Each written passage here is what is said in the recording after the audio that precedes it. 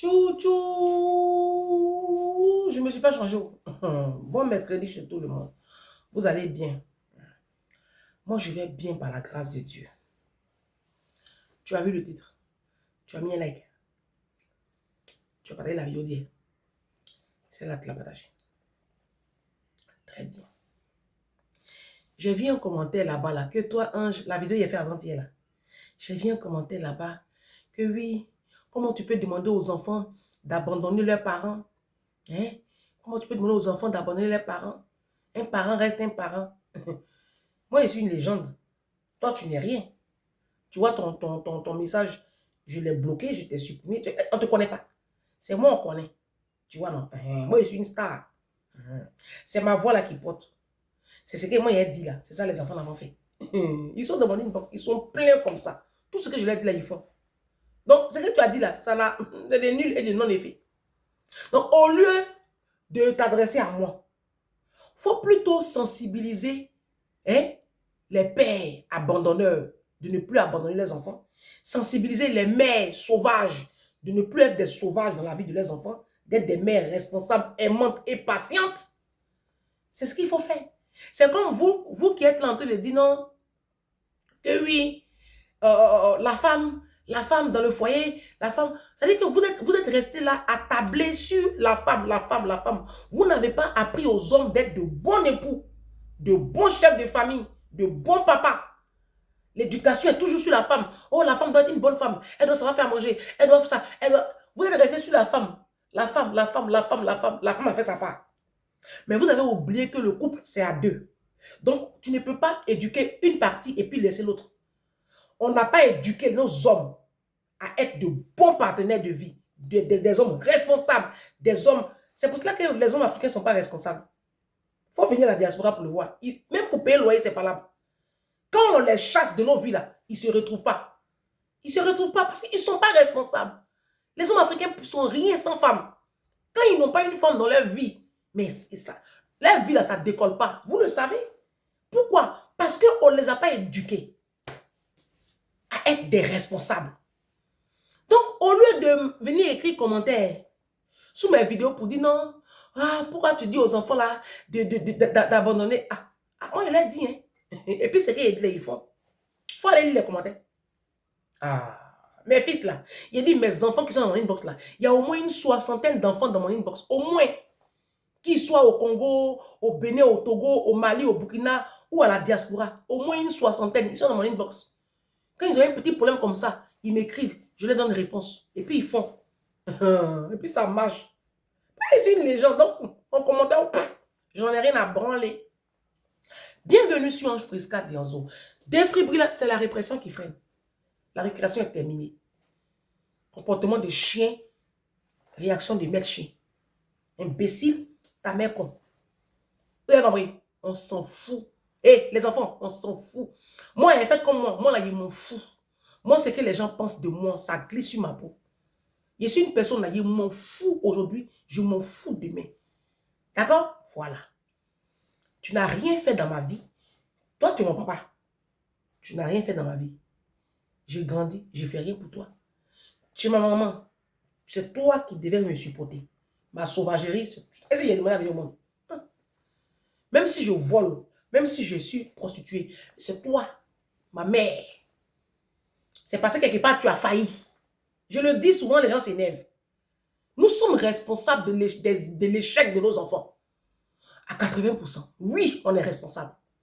C'est pour cela que sur cette page-là, je vous ai dit de ne plus faire beaucoup d'enfants. Parce qu'un enfant, ce n'est pas que l'argent. C'est aussi le temps. C'est aussi l'accompagnement. C'est qu'il y a beaucoup de paramètres qui rentrent en ligne de compte. Il y a des personnes, Ophélie qui est sur TikTok là, Ophélie dit qu'elle ne veut pas faire d'enfants. Les gens sont en train de la juger là-bas. Mais moi, je préfère ce genre de personnes là, parce qu'elle comprend ce que ça implique avoir des enfants. Moi, je dis, je fais un seul enfant. J'ai fait un enfant. Le jour où tu entends que moi, je suis enceinte, c'est que c'est Anak. Hein. C'est Anak. Ça ne peut jamais être possible. Parce que le tout, ce n'est pas de les mettre au monde. Hein. C'est bien beau hein, de les mettre au monde. C'est bien beau. Il y a une qui m'a écrit que, Ange, il ne faut pas nous critiquer. Toi qui as fait avortement. Oui, j'ai fait avortement, mais les conséquences, je les paye. Hein. Ah tiens, fallait avorter aussi. Moi, je vous dis une chose. Hein. Tout ce que nous posons comme acte, il y a des conséquences spirituelles et physiques. Et le spirituel commande le physique. Est-ce que vous comprenez? Fallait avorter aussi. Fallait avorter. Moi, je n'étais pas prête d'avoir des enfants. Et j'ai fait des avortements. Oui. Parce que je n'étais pas prête. Mais les conséquences spirituelles, je les assume. Et j'ai payé ça cash. Et je continue de payer ça cash. D'accord? Maintenant, toi, tu n'as pas avorté. Tu as accouché. Les conséquences spirituelles et physiques, tu dois les assumer. C'est ce qu'on appelle une personne responsable. Moi, je sais à quel moment le sorcier agit dans ma vie et je sais à quel moment certains péchés ont détruit ma vie. Je sais faire la part des choses. Apprenez à être responsable. Ne mettez pas tout sur les sorciers. Hein. Il y a des péchés que nous avons commis. Même quand tu viens à Jésus, il te pardonne, il n'y a pas de problème. Mais il y a des conséquences spirituelles qui sont liées à certains péchés. Tu vas payer ça cash. Et moi, je paye ça cash. J'assume. D'accord? Tu as fait tes enfants, assume. Jusqu'au bout. C'est tout ce qu'on vous demande. Si vous n'êtes pas prêt à assumer vos enfants, fermez vos comptes. Je n'ai pas affaire aux hommes. Fermez vos comptes sales. Fermez vos cuisses. Quand tu fermes tes cuisses, les probabilités pour que tu donnes naissance à un enfant, c'est quasi nul. Mais c'est vous qui n'avez même pas le level, le mindset pour éduquer des enfants, c'est vous qui savez jouir. C'est vous qui êtes tout le temps en bas des pines. Et vous mettez les enfants au monde, vous êtes incapable de les construire, de les aimer, de les éduquer, de les encadrer, de leur donner, de leur léguer un héritage. Vous trouvez toujours que, on fait les vidéos et puis vous gesticulez. Moi, je dis aux enfants là de vous bloquer. C'est ma voix qui porte. Le reste là, c'est vous qui voyez. Bienvenue sur Ange Prisca Denzo. Défibrillateur des réseaux sociaux. Tu as vu le titre? C'est le titre qui est là. C'est quoi le titre même? L'éducation de nos enfants. Écoutez, vidéo numéro 1. TA1. Elle a TA1. Écoutez bien. Si tu as quelle classe? TA1. Elle a TA1. Écoutez bien la question. Hein. Regarde la caméra et puis dis-moi. Quel est le participe passé du verbe être? Oui. Et quoi? Écoute la question. Écoute, là ici. Viens ici. Attends, viens. C'est pas pour m'appeler ici. Viens. Tu as terminé, non? Tu as terminé, non? Non, je suis en terminale. Mais le participe passé du verbe être. Non, je ne connais pas.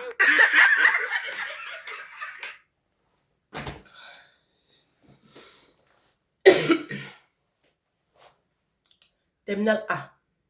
Terminal littéraire en Côte d'Ivoire. Participe passé du verbe être. Elle ne connaît pas. Elle est en terminale. Elle passe le bac là. Là. C'est dans quelques semaines là. Non, mais c'est révélateur. Hein. C'est révélateur. C'est pas participe passé du verbe être. On va demander au bac. Mais c'est révélateur en fait. C'est grave en fait. C'est très grave. Parce que même toi, tu m'écoutes. Tu dis que tu es là à l'école. Hein. Tu vas aller taper sur Google. Avant les... Pourtant, si on dit que tu es illettré ou même tu es analphabète, ça te fait mal. Hein. Ça te fait mal. Mais le participe passé du verbe être là, tu es obligé de taper sur Google. Tu ne connais pas. Toi-même, tu ne connaissais pas aussi. Mais si on te traite d'illettré ou d'analphabète, ça te fait mal. Tu vois, non? Ah, Jésus. Ça va aller un jour. Vidéo combien? Très bien. Aïe, aïe, aïe.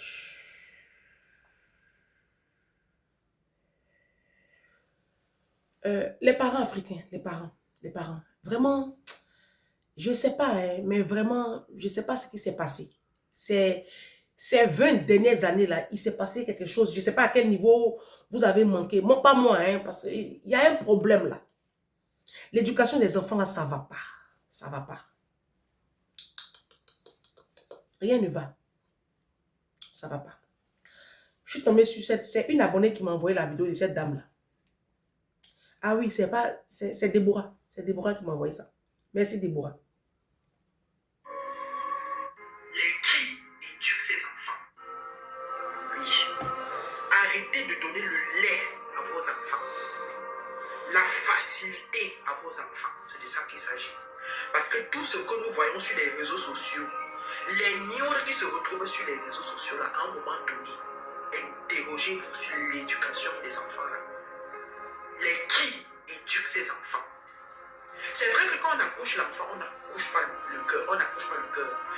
Mais fais de ton mieux pour que dès le bas âge, avant que l'enfant ne grandisse, que tu as inculqué une certaine éducation, tu as donné certaines bases à tes enfants. Oui, c'est de ça qu'il s'agit. Lorsque dès le bas âge, tu instaures déjà le travail, tu montres à ton enfant que le travail, c'est ton... Je vais dire quoi?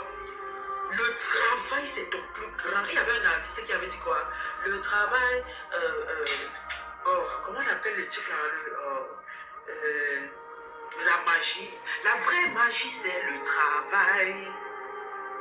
La vraie magie, c'est le travail. Mon ami, c'est le travail. Lorsque tu veux devenir milliardaire, si tu travailles, tu vas devenir milliardaire. C'est de ça qu'il s'agit. Et tu ne vas pas attendre que quand l'enfant a peut-être 20 ans, 25 ans, c'est là où tu vas commencer à inculquer certaines valeurs à tes enfants. Ça ne pourra plus marcher. Ça ne pourra plus marcher. Lorsque tu entres dans certaines maisons, il y a certains parents qui sont tellement laxistes avec certains enfants. Hein? Quelle est la rigueur? C'est-à-dire que nous, à notre mère, avec tout ce qui se passe, je me pose la question de savoir, mais quels sont les parents qui éduquent la jeunesse d'aujourd'hui? Où sont les parents? Où sont les parents? Parce que nous, notre génération, notre génération, les 1980, 82, 84, 85, 86, 87, 88, là, ce n'était pas le lait qu'on nous donnait. Quoi? 5 heures te trouves au lit. Tu fais quoi au lit à 5 heures? Tu te lèves, les assiettes sont là à la cuisine. Tu ne laves même pas les assiettes. Ta mère va te laisser. Moi, j'ai commencé à travailler, à cuisiner. J'ai dit à la cuisine préparée à 13 ans. Et à 13 ans, je tournais déjà le fou. Même comme à 13 ans, je tournais le fou, il y avait les poules. Mais ma mère m'avait... J'ai commencé à préparer, à cuisiner à 13 ans. Aujourd'hui, lorsqu'on met un enfant de 13 ans à la cuisine, on commence à dire que non, on a fait d'exploiter l'enfant. Oh, c'est l'exploitation. Les choses d'ailleurs, on vient dire que oh, c'est l'exploitation. Oh, je dis que j'ai commencé à cuisiner à 13 ans. Ne cuisine pas alors, ne fais pas alors ce que ta mère te dit. Aujourd'hui, tu ouvres les réseaux sociaux. Maman, on est à normaliser le fait qu'à 15 ans, non, l'enfant doit avoir un petit ami. Jusqu'à on filme, on met sur les réseaux sociaux. Et parfois, même sur les réseaux sociaux, le parent aussi est sur les réseaux sociaux. Il voit comment son fils est en train de se donner les belles à une fille. Ça ne dit rien, ça ne dérange personne. Il n'y a personne pour dire à ces enfants-là que ce que vous faites n'est pas bien. Tout ce qui se passe là, la génération de maintenant là, moi, j'accuse le parent. Oui, c'est de ça qu'il s'agit. Vous n'avez même plus le temps pour rester à la maison regarder vos enfants. C'est pour ça qu'à un moment donné, j'avais dit, l'histoire, c'est qu'on est venu sortir que les femmes fortes et indépendantes là, que la femme sort pour aller travailler là, tu as tué la génération. Ah, Seigneur. Il dit que ça a tué toute une génération. Parce que nous, ma mère, elle restait à la maison et nous regardait. Les choses que je vois, les enfants se baladent partout. Tu vas faire comment pour te balader partout? Comment? Une fille 13 ans, l'habit seulement qu'elle porte. Aujourd'hui, je n'arrive pas à porter l'habit. Jusqu'à ce qu'on voit peut-être mes lolos comme je vois les gens font. Mais les moments même font ça, les moments là. Parfois, si je mets un habit que je sens que peut-être c'est en train de... Quand je suis en train de faire une vidéo, il y a des trucs là qu'on fait, on masque, on cache. Parce que je n'arrive pas à m'exposer. Pourquoi? C'est l'éducation qu'on m'a donnée, on m'a inculqué dès le bas âge. Aujourd'hui, tu vois les jeunes filles, elles ont des petites filles de 7 ans. On a appris à l'enfant comment mettre les matelots. On a appris à l'enfant comment mettre le matelot, mettre les habits, laisser le ventre dehors. Lorsqu'on parle, on dit que c'est la mode. C'est la mode. Donc, le monde est en train de changer. Là, quand vous voyez, vous vous plaignez sur les réseaux sociaux, vous allez vous plaindre de quoi? Vous allez vous plaindre de quoi? Moi, là où je suis, je n'ai pas d'amis. Je n'ai pas d'amis. Et je suis en train d'instaurer à mes enfants que les affaires d'amitié, là, je ne suis pas là-dedans. Et même s'il faut que mes enfants, je ne veux pas condamner mes enfants, s'il faut que mes enfants aient même des amis, je vais regarder la mentalité de ces amis. Quelle est la mentalité? D'où sort l'enfant? Est-ce que l'enfant qui marche avec mon enfant là, nous avons les mêmes principes, nous avons les mêmes réalités? C'est ça. C'est ça. Je ne laisse pas mes enfants n'importe où. Aujourd'hui, les enfants de 13 ans ont déjà le portable, comment on appelle ça? Les téléphones Android. iPhone, ma soeur. Tu pars à l'école, tu fais quoi avec le téléphone Android? Je ne sais pas. Même le choronco. Nous-mêmes, on n'a même pas connu le choronco. Il dit que les petites filles se mopent, s'embrassent. Aujourd'hui, c'est devenu normal. C'est normal. C'est là que je comprends que nous, à notre époque, on avait même honte. On avait honte jusqu'à... On avait honte. Pour faire même bisous à un homme, c'était un parcours de combattant. Parfois, même quand l'homme même te draguait, même, pour qu'il prenait même peut-être même 1 an, 2 ans. J'ai dit qu'il y a un vrai problème d'éducation. Parce qu'il n'y a pas une autre vidéo que je vais montrer là. On a un vrai problème, hein. Là, ça va pas, hein. Les mamans africaines, les papas, ça va pas. Ça va pas. Ce qu'on voit là, ce que moi je vois là, ça va pas. Les enfants ne veulent plus aller à l'école. Tous nos enfants sont sur TikTok. Tous les enfants là sont sur TikTok. Je vais vous dire une chose. La vidéo que j'ai faite avant-hier, je vous ai dit que je partais en boîte de nuit à 15 ans. Non? Il y a une chose qui m'a sauvée. C'est l'éducation qui m'a même donné. Figurez-vous que j'ai commencé à aller en boîte de nuit à l'âge de 15 ans. Mais c'est à 18 ans. 17 ans ou 18 ans, j'ai eu mon premier petit Camille. Et en boîte de nuit où je partais, je n'ai jamais fumé. Depuis moi je suis née, je n'ai jamais pris une cigarette et puis fumé. Depuis ma naissance. L'alcool même là et moi là, ça ne va pas ensemble. Je buvais hein, une fois, j'ai mes copines, mais pour dire que je vais boire casier de bière, je ne connais pas ça. Mes copines, elles sont là, elles sont habillées, elles me regardent, si et moi. Et quand je partais en boîte de nuit, il y a des comportements que je n'avais jamais, que mes copines avaient, qui m'indisposaient par moment. C'est-à-dire, tu vas en boîte de nuit, quelqu'un que tu ne connais pas, il vient et puis il te tripote. Je n'ai jamais fait ça. Je n'ai jamais fait ça. Aller en boîte de nuit et me faire toucher par quelqu'un que je ne connais pas. Je n'ai jamais fait ça. Pourquoi? Parce qu'il y avait une base que ma mère nous a donnée. Et parmi les enfants de ma maman, c'est moi qui suis allée en boîte de nuit. Ma grande soeur Julie que je suis là, d'abord elle déteste. Je pense que Julie peut-être allée en boîte de nuit peut-être 1 ou 2 fois. Elle a détesté les 2 fois où elle allait en boîte de nuit. La première fois, c'était quand elle a eu son bac. C'est moi-même qui l'ai trimballé. C'est moi, hein. C'est moi qui l'ai amené en boîte de nuit. Arrivé en boîte de nuit, elle était comme ça. Elle dit un jour, pardon. Et puis on est rentré.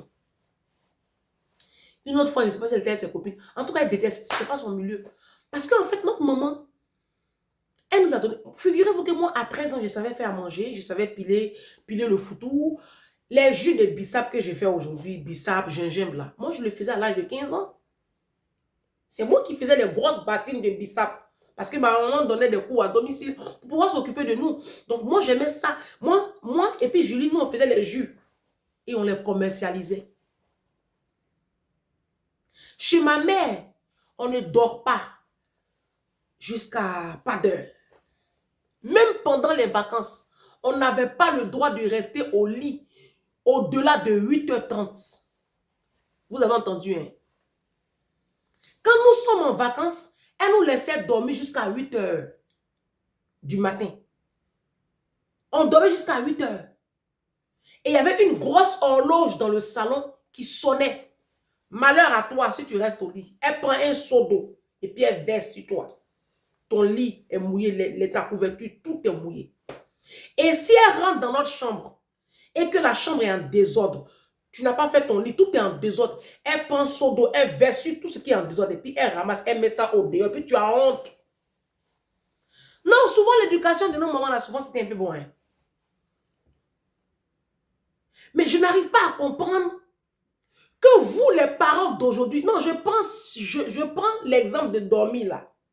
Parce que les parents africains, je ne sais pas ce que vous êtes en train de créer dans la vie de vos enfants. Vous êtes en train de s'aimer les germes de la fainéantise, de la paresse dans la vie de vos enfants. Un enfant, un adolescent, un enfant, je ne sais pas moi, un écolier, un collégien, qu'est-ce que vous avez à permettre à vos enfants de dormir jusqu'à 10 heures? Pourquoi vous dormez? Pourquoi toi, la maman, tu traînes au lit jusqu'à 10 heures? Pourquoi les papas africains? Pourquoi vous êtes au lit jusqu'à... Le week-end dernier, là, j'étais avec ma copine. On était allé au parc... où ça la même? Vers Poitiers, là.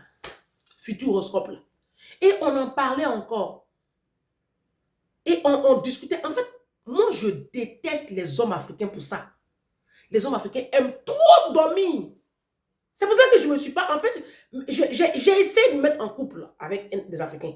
Ça ne passe pas, en fait. Je ne supporte pas. On a tous travaillé en semaine. On a tous bossé en semaine. Qu'est-ce que vous avez, les hommes africains, à rester dans le lit jusqu'à 11h midi? Sous prétexte que tu as bossé en semaine, c'est le week-end.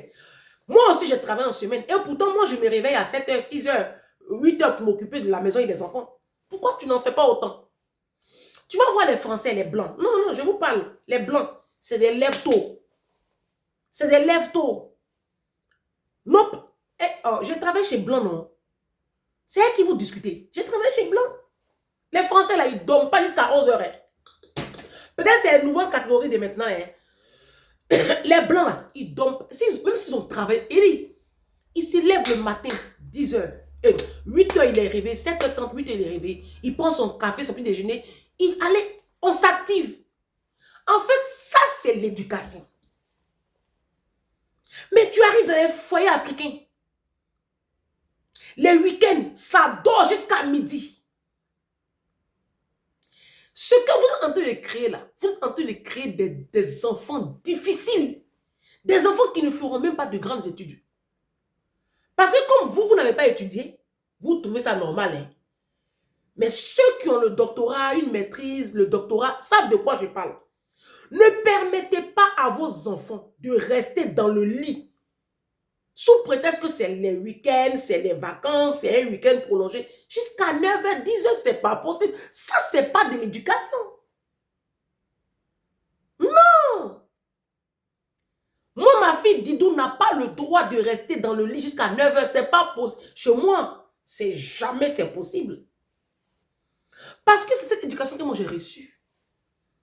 Sinon, elle ne ferait pas de grandes études. Parce que les grandes études, il faut couper sommeil. Si dès le bas âge, je ne lui apprends pas à couper sommeil. Parce que vous, les parents africains, vous êtes là, vous ne créez rien au début. Hein. C'est quand l'enfant a 13 ans, là, c'est là que vous vous réveillez de votre sommeil léthargique. Mais c'est trop tard. Les bases sont déjà fixées, c'est trop tard. L'éducation, c'est depuis le berceau. Depuis le berceau. Communiquez à vos enfants le goût de la lecture. Parce que, je vous ai montré la première vidéo, parce qu'elle ne lit pas. Vous savez, nos enfants ne lisent pas. Nos enfants ne sont pas cultivés. Nos enfants ne vont pas dans des voyages scolaires. Nos enfants n'ont pas de voyage pédagogique. Il n'y a pas de voyage même. Il n'y a rien. Il n'y a rien. Vos enfants sont devant la télé. Mais ce n'est pas possible. L'enfant se réveille net le matin, c'est la télé. Non. Non. Un enfant se réveille le matin, ce n'est pas la télé. C'est son petit déjeuner, il va se brosser les dents, il fait sa chambre. Et puis après, vous faites des choses. Les parents africains, vous ne montrez pas un bon exemple d'éducation à vos enfants. Vous volez, vos enfants vous voyez voler. Vous mentez, vos enfants vous entendent mentir. Regardez, ma chérie, tu m'écoutes. Tu es le premier modèle de ta petite fille. Regarde comment tu t'habilles. Regardez comment vous vous habillez. Regardez comment vous habillez vos petites filles, vos petits garçons. J'ai déjà fait tellement de vidéos dessus. Tout ça, c'est l'éducation. Qu'est-ce que tu as à mettre boucle d'oreille sur ton petit garçon? C'est pourquoi? Ça répond à quel besoin? Pourquoi diantre? Pourquoi est-ce que tu tresses ton petit garçon? Ça répond à quel besoin? Ta petite fille, elle n'a pas besoin d'avoir une tête surchargée de perruques et de mèches. Pourquoi vous sexualisez vos petites filles? Bon sang! Pourquoi vous sexualisez vos petites filles? Pourquoi vous habillez vos petites filles comme des grandes? Laissez les enfants grandir. Habillez-les décemment. Vous-même, mes soeurs, habillez-vous décemment. Maman, tu es sur TikTok. Il y a des petites filles aujourd'hui là, elles regardent TikTok. Moi, c'est à cause de ça, j'ai enlevé Didou au public. Ça me coûte, ça me coûte. Parce qu'en fait, je veux qu'elle fréquente une catégorie d'enfants élevés en esprit. Élevés en esprit.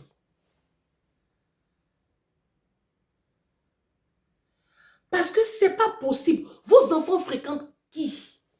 Vous n'avez même pas le contrôle sur les compagnies de vos enfants et les parents africains. Moi, ma maman, elle me chicotait. Dans les images, chicotait, hein? Elle ne m'a pas laissé. Hein? Jusqu'à ça a été même, ça a été l'une des raisons même pour lesquelles on a quitté Korogo. Il y avait la politique parce qu'elle était, mais il y avait aussi ça, il y avait aussi moi. Mais après, je me suis assagie. Hein. Quand on est arrivé à Boaké net, mon comportement a changé.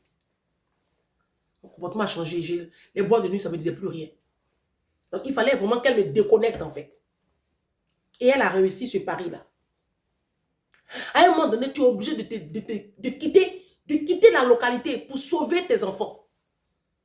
Si tu es dans des quartiers, des résidences HLM, des quartiers bizarres, il faut quitter. Quitte à retourner au privé pour redemander un autre HLM, je ne sais pas moi, mais sauvez vos enfants et montrez-leur, donnez-leur des valeurs. Vous savez, ça c'est mon cahier que j'ai depuis, j'ai mis une date ici pour que vous sachiez. Depuis 2007. Ça c'est un cahier que j'ai depuis 2007. Regardez ici. La date c'est 2007. J'ai plein comme ça. Hein. J'ai au moins une quinzaine comme ça de cahiers. Depuis que je suis en France, mes cahiers là, j'ai écrit dedans.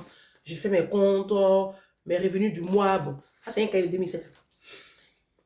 Claude Almos dit ceci.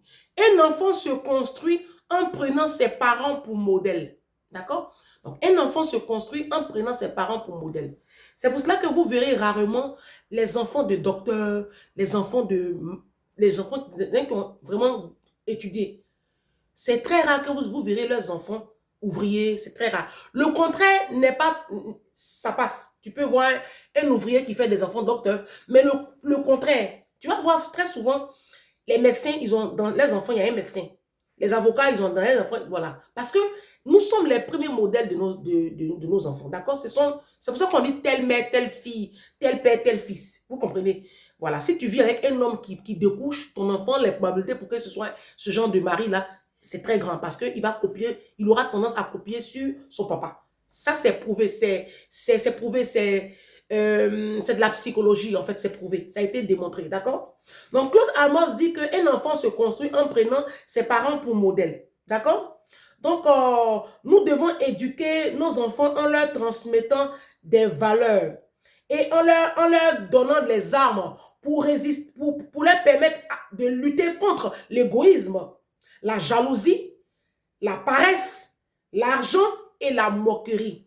Et faire tout pour leur transmettre des valeurs de respect, des valeurs de calme, des valeurs de persévérance, de politesse, de travail, de tolérance, de courage, de partage, d'esprit positif et de personnalité. Parce qu'il y a des enfants qui n'ont pas de personnalité. Ça veut dire que quand tu n'as pas de personnalité, ça veut dire que tu copies sur l'autre très facilement. Mais quand tu construis la personnalité de ton enfant, l'enfant, il ne se laisse pas très vite influencer. Tu comprends? Donc ça, ce sont des valeurs que nous devons transmettre à nos enfants. La valeur travail, la valeur le calme, la persévérance. Mais toutes ces valeurs-là, vous ne les transmettez pas à vos enfants. Ça dit que chez vous, c'est le laxisme. L'enfant, il est libre de mettre la télé quand il veut. Il ouvre le frigo quand il veut. Son placard de goûter, il ouvre ça quand il veut. Il mange dans sa chambre. Il boit dans le canapé. Il saute dans le canapé. La télé, c'est H24. Ça reste allumé. On sort quand on veut. On rentre quand on veut. Papa sort quand il veut aussi. Papa rentre comme il veut. Ça dit que chez vous, c'est un moulin. C'est un marché de coco-vico. Bon, il n'y a pas d'heure de couchage. Les enfants, vos enfants traînent jusqu'à pas d'heure le soir. Ils sont devant la télé. Et puis bon, ils dorment avec leur téléphone. Mais ce n'est pas possible qu'un enfant, un adolescent ou un enfant dorme avec le téléphone. J'ai déjà fait tant de vidéos dessus. Dans vos ménages, dans vos foyers, les enfants doivent déposer leur téléphone dans un panier dans la chambre des parents. Si ils estiment qu'ils sont très grands, ils sont adultes, ils n'ont qu'à aller louer les maisons. Pourquoi même vos enfants vous commandent chez vous? Eh Seigneur, donnez-moi les enfants là, il y a les éduquer. Ma fille est éduquée, hein. Didou, il faut prendre Didou une journée. Tu auras envie de faire enfant. Sans problème. Discipline va tuer la petite là. Elle est comme ça, droite, on est I. Oh, donnez-moi les enfants là, je vais les éduquer. Vous avez gâté vos enfants comme ça. Vous gâtez les enfants là comme ça. Quand on va parler, hey, t'es trop dur. Hey, je suis ici là, c'est Guantanamo. Vous allez au supermarché avec les enfants, tu vois des enfants qui font des crises parce que ils ont demandé un bonbon, on a dit non. Quand ils entendent non là, ils vont traîner. Oh, Jesus. Ça ne peut pas m'arriver. Chez moi, là, enfant ne commande pas. Didou ne peut pas commander chez moi, puisque c'est moi qui paye mon loyer. 20h30, ma fille au lit.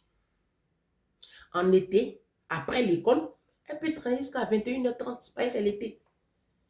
Dès qu'on rentre qu'on va arriver vers septembre, là, à 10 jours de septembre, on reprend le rythme. 20h30 au lit. Même s'il fait jour, je baisse les stores. Au lit, avec un bouquet. S'il vous plaît, mettez des bouquins, mettez une bibliothèque dans la chambre de vos enfants. C'est une action prophétique. Vos enfants doivent lire au lieu de les abrutir avec vos grands écrans de télé bêtes que vous avez chez vous là, qui constituent votre richesse là. Bon sang les parents africains, réveillez-vous quoi. Ça va pas? C'est quoi ces tenues que vous mettez à vos petites filles? Ça c'est quoi? Les petites là, elles ont demandé quoi? Ce sont des enfants. Habillez-les décemment. Arrêtez de plaquer vos petits garçons. Ce ne sont pas des pédés. Mettez-les des guines amples. Mettez des pantalons de ville à vos enfants. Habillez-les amplement. Et petits garçons, on ne le plaque pas. Et arrêtez de sexualiser vos petites filles. Mais qu'est-ce que vous voulez? Qu'est-ce que vous voulez, bon sang? Mais qu'est-ce qui vous étonne? Aujourd'hui, vos petites filles ne veulent plus aller à l'école. Mais parce que depuis le berceau, tu sexualises l'enfant. Un enfant qui est tout... Tu mets l'accent sur son apparence, son apparence, son apparance. L'enfant là n'ira pas loin à l'école. Moi, je vous dis la vérité. C'est parce que tu n'es pas allé à l'école que tu ne sais pas. Mais moi, je te dis, moi, je suis à l'école. Enfant, on met trop sur la... Il ne va pas faire de grandes études. S'il a trop, il est arrivé trop loin, c'est terminal. Il faut écrire la prophétie.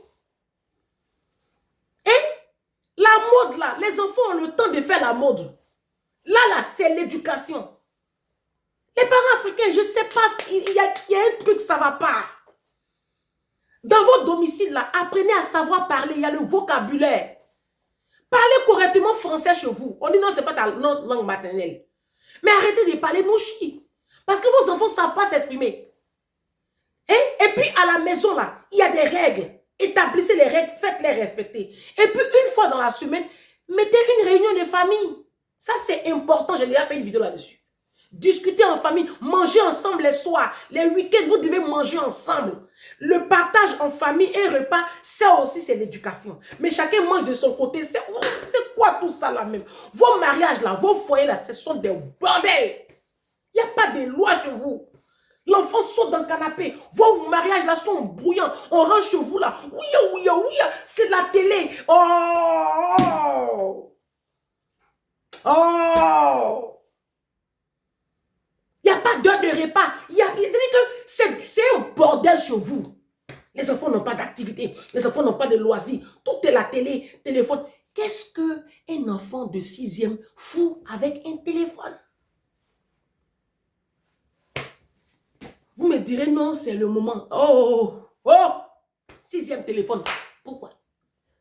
Pourquoi? Ma soeur, pourquoi? Arrache le téléphone à ton enfant de 6e. Arrache. Mais il faut arracher.